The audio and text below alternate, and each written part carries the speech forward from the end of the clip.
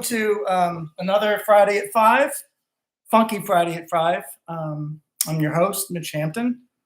And normally in this type of show, you know, you would have, I'd be sitting in the chair here and there'd be engineers in a studio, a very slick thing. And I wouldn't have to do this live. I've already recorded my theme song.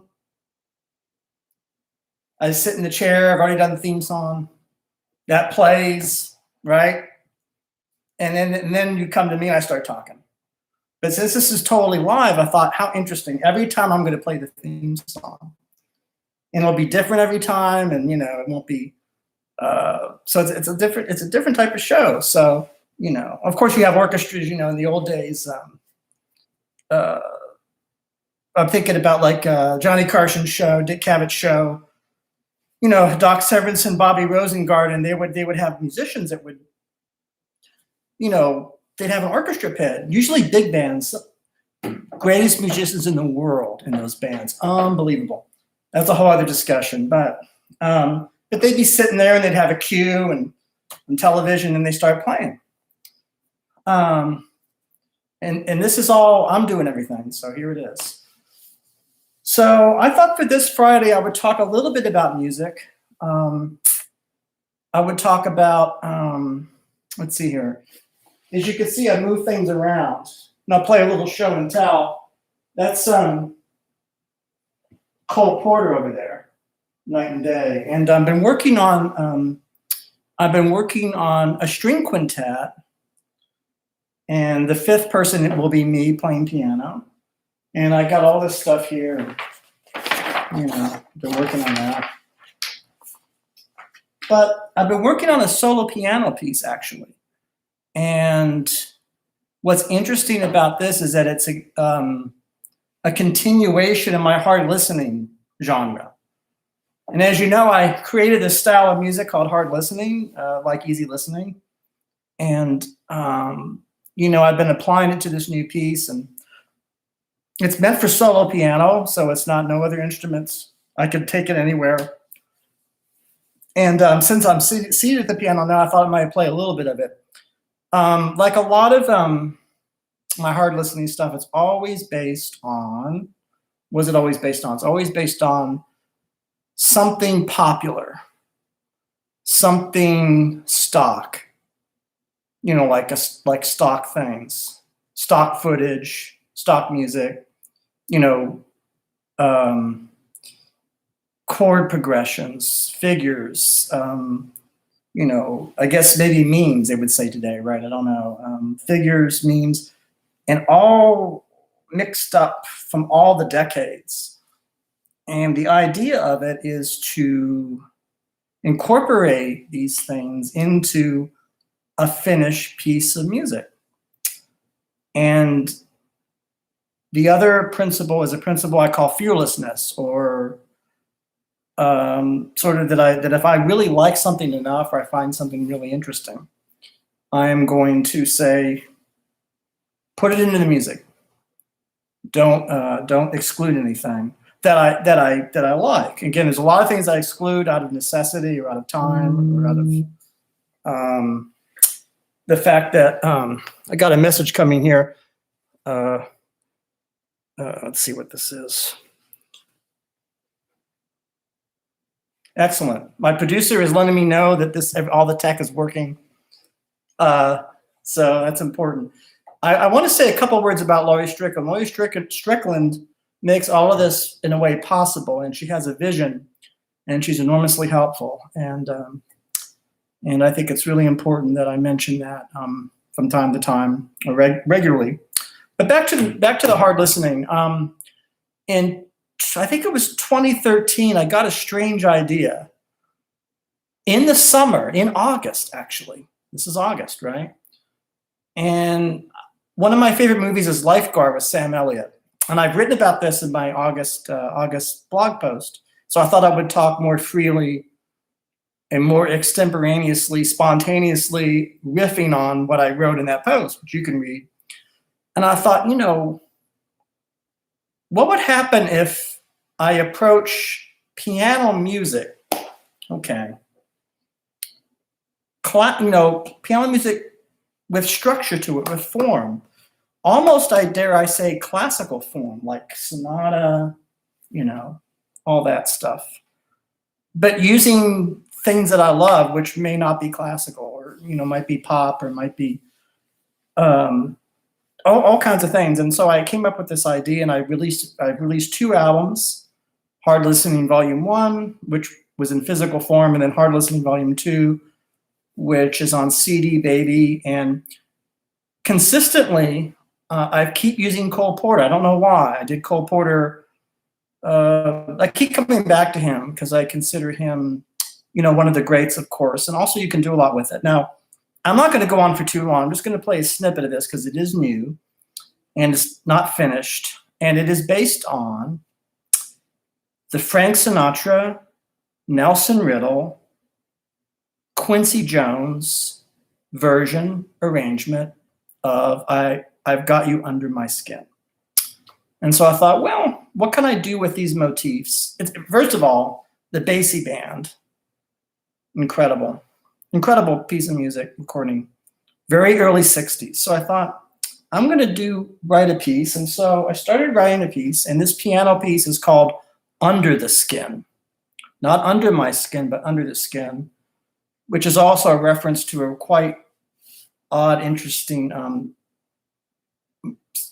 don't know what you would call it, art film with Scarlett Johansson, although it's not really about that film, but it relates to that. So I thought it would be interesting to, I'm not going to play the Cole Porter piece at all. I'm not going to talk about it, I am talking about it, but I'm not going to play.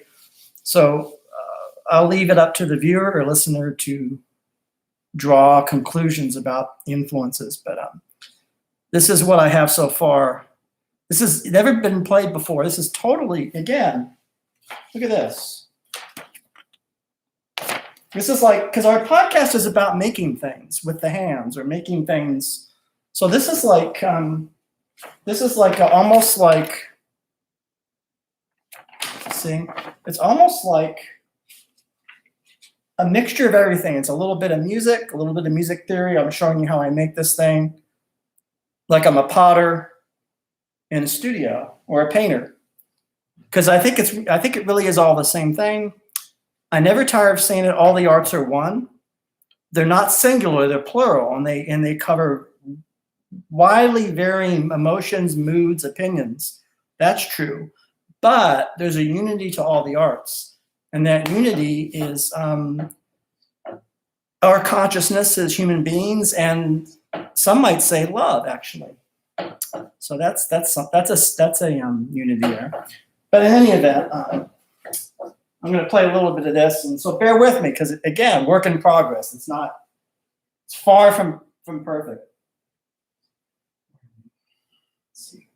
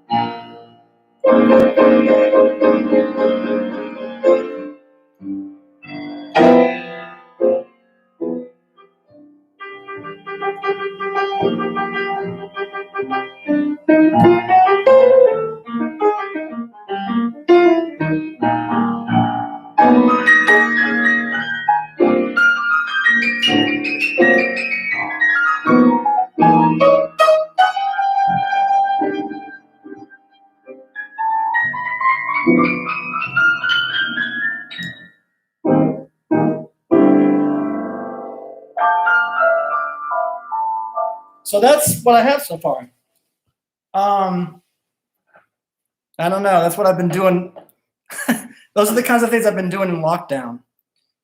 I don't really have much more to say about that. I'm going to come over to this chair. And normally, if I'd had a live audience, I'd have people commenting. I don't know if anybody, maybe no one's watching. Like, it's recorded. Can get it out to the world. I've been reading this really interesting book.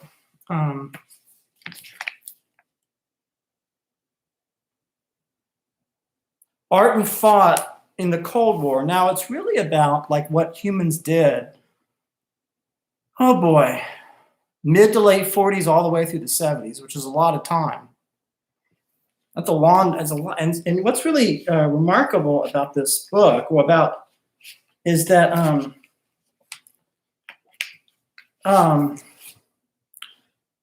I think it's a fair assessment to say that those years produced really, in the scope of larger historical human culture and time, really exceptional creativity. I mean, rock and roll, African American jazz, bebop, Elvis Presley, John Cage, Broadway. I mean, film, the 60s. I mean, what I'm saying is that there's so much. And the reason why I like this book is that he's trying to develop a theory about, first of all, why was it so exceptional? What made it possible? And so he doesn't really offer any ultimate, explanations, because he's actually a more subtle thinker than that. But he does give a clue, and a lot of it is just the biographies of these people. And I'm only halfway through it, and I'm learning so much about musicians and writers and poets, and it's just quite a book. So I really recommend The Free World, Louis Menand. And he says something very interesting, and it totally relates to our podcast. That's one. He says, as conditions changed, so did art and ideas. The expansion of the university, of book publishing, of the music business, and of the art world, along with new technologies of reproduction and distribution, speeded up the rate of innovation. Most striking was the nature of the audience. People cared. This is interesting. Ideas mattered. Painting mattered. Movies mattered. Poetry mattered. The way people judged and interpreted paintings, movies, and poems mattered. People believed in liberty and thought it really meant something. They believed in authenticity and thought that really meant something. They believed in democracy and, with some blind spots, in the common humanity of everyone on the planet. They had lived through a worldwide depression. that lasted almost 10 years and a world war that lasted almost 6. They were eager for a fresh start. I like that. I like that. Now, of course, that blurb is what you see. Like when this book gets talked about in the media, they'll always, what I just read you is what they'll always say. It's more than that. But that's what I've been reading.